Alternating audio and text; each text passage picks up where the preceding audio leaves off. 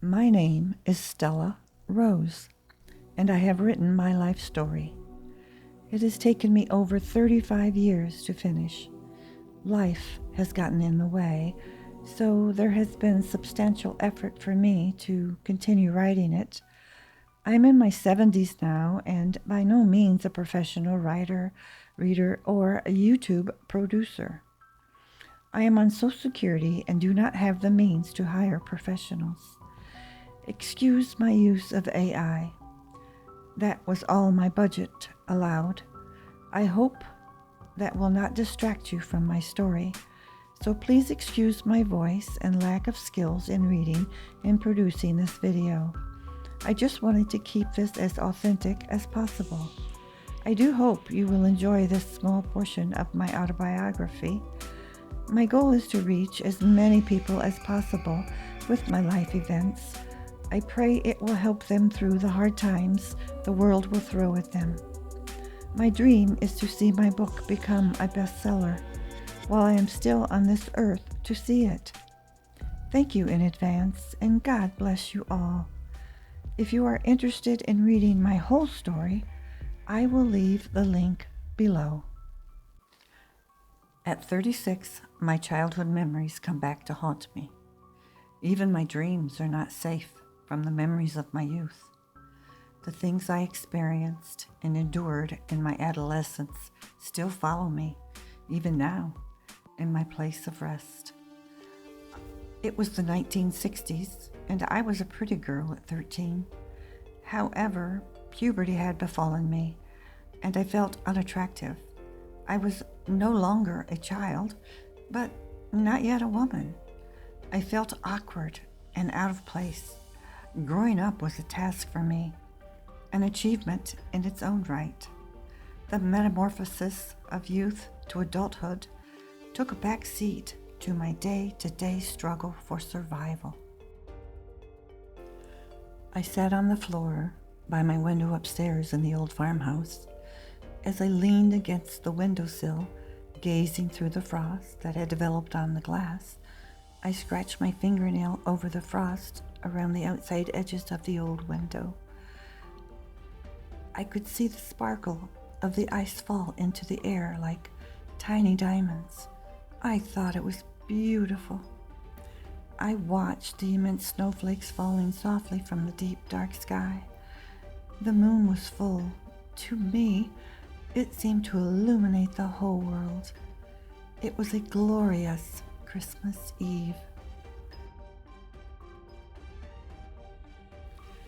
The beauty of this night was too soon interrupted by a pair of headlights, followed very closely by two more sets of headlights, turning the corner of the old dirt road that led to my house.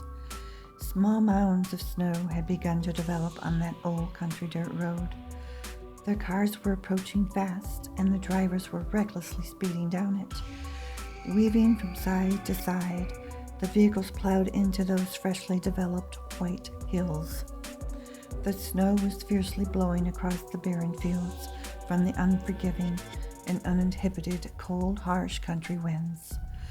The whirls of snow were becoming deeper by the minute on the narrow road, and soon would become impassable.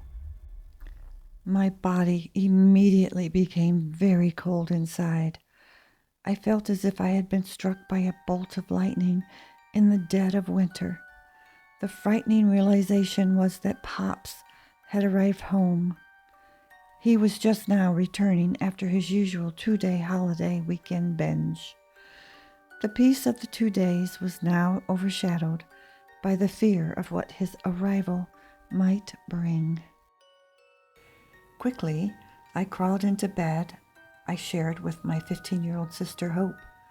Her head was all that showed underneath the pile of blankets necessary to keep us warm. Her long chestnut-colored hair lay in curls across the pillow. A glossy pink nose was the only color on her otherwise pale face. Hope's eyes were closed, as though she were asleep, but the frosted air that rose from her loose, trembling lips gave her secret away. Heat in the upstairs rooms was a luxury we could not afford. A frozen glass of water on the nightstand next to our bed gave us a clue as to the temperature in our room. All indications were it was much colder outside. At times the cold wind would rattle the loosely fitted panes of glass in the aged windows. The chilly air effortlessly seeped around the spaces between the glass and the time-worn wood. The old caulk that was initially around the glass, whose purpose was to keep the air out, had long since dried up, cracked, and for the most part fallen away.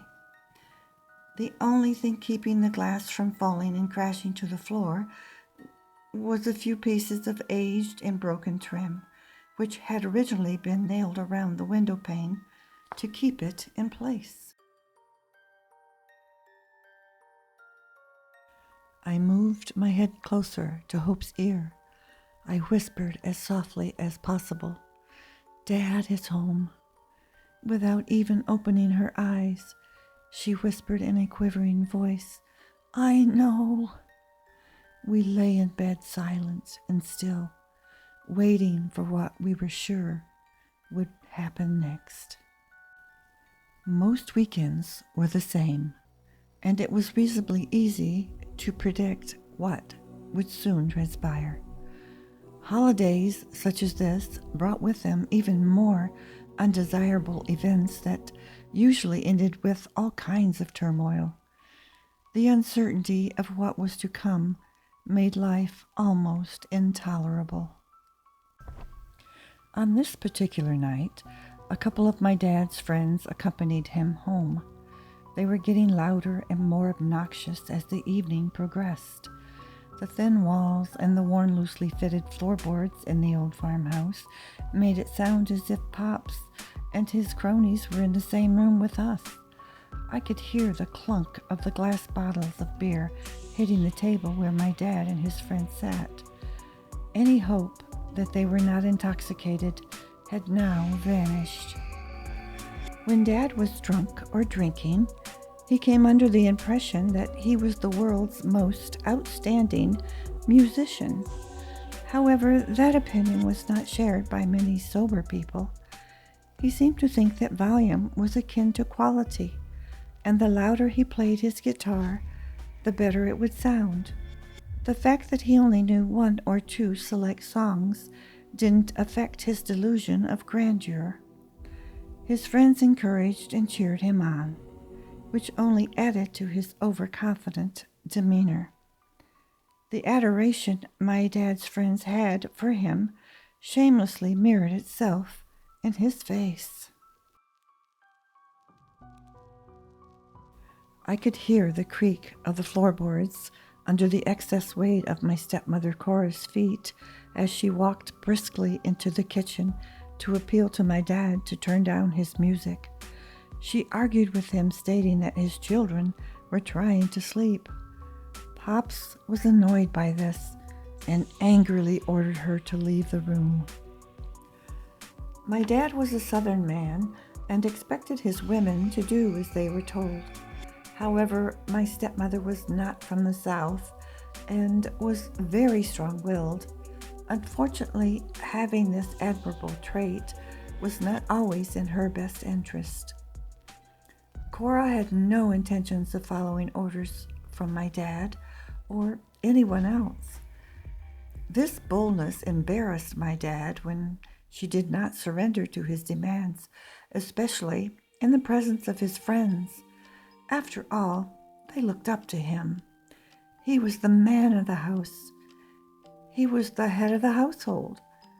It was his rules and always his way, and you dare never to veer away from that notion, or there would be hell to pay. Pop's comrades decided to leave when the confrontation between my stepmother and Dad began. My dad insisted they stay.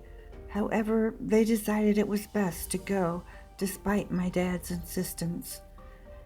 It was at this moment my dad determined it was time to put Cora in her place. From my bed, I could hear the sound of objects being thrown about and my dad's voice yelling obscenities at my stepmother. Cora screamed as though she was in pain, begging my dad to stop. I ran down the stairs as quickly as I could to the kitchen doorway. I was frightened of what I might see. As I stepped through the entrance, I was horrified. My dad had one hand wrapped tightly around my stepmother's throat as he was pressing her up against the kitchen wall with the total weight of his body. With the other hand, he squeezed one of her breasts so tightly that she screamed from the pain. "Dad," I pleaded, "stop. You are hurting Cora." He loosened his grip around her throat and backed away slightly. He turned and looked at me with that cold, glassy stare that could always send a chill down my spine. Without even saying a word, he turned his attention back to my mother and began to beat her with his fist. By this time, the rest of the siblings had made their way downstairs and gathered in the kitchen around me. We all felt helpless, wanting to stop our dad, but none of us knew what to do. There were 8 of us still at home, despite our large number. We were overpowered by our fear of our dad. Hesitantly, Haas and Bud, the oldest of our group, grabbed my dad by his arms. Haas, the oldest of the 2, was short and somewhat thick around the waist. Bud was a rather tall, lanky young man.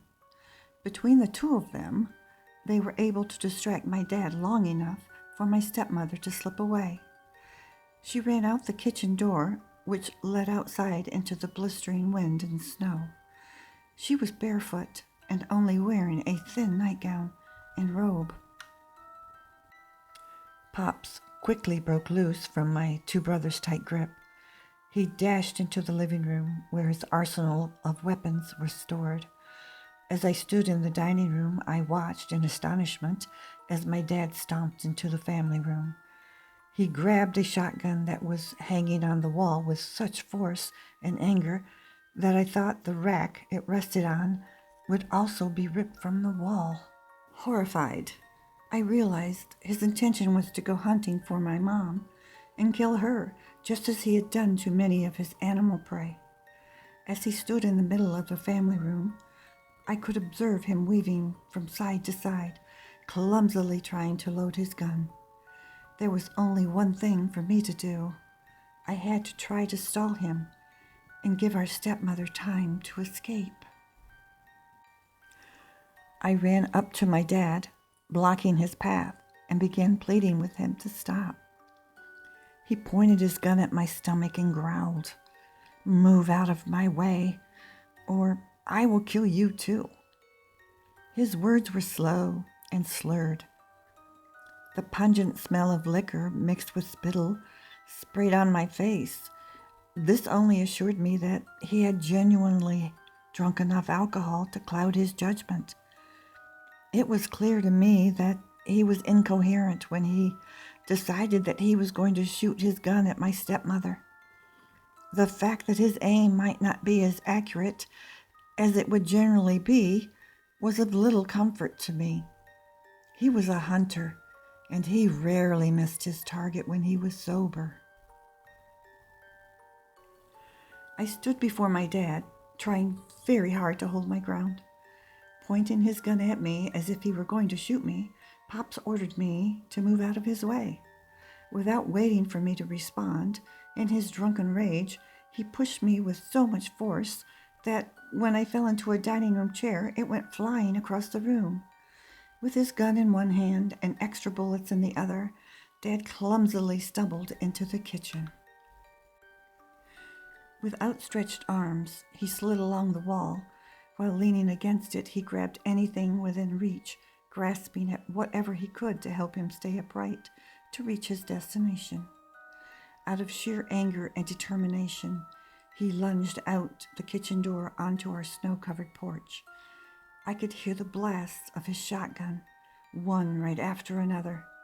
I gathered my wits about me, got up from the floor, and ran into the kitchen.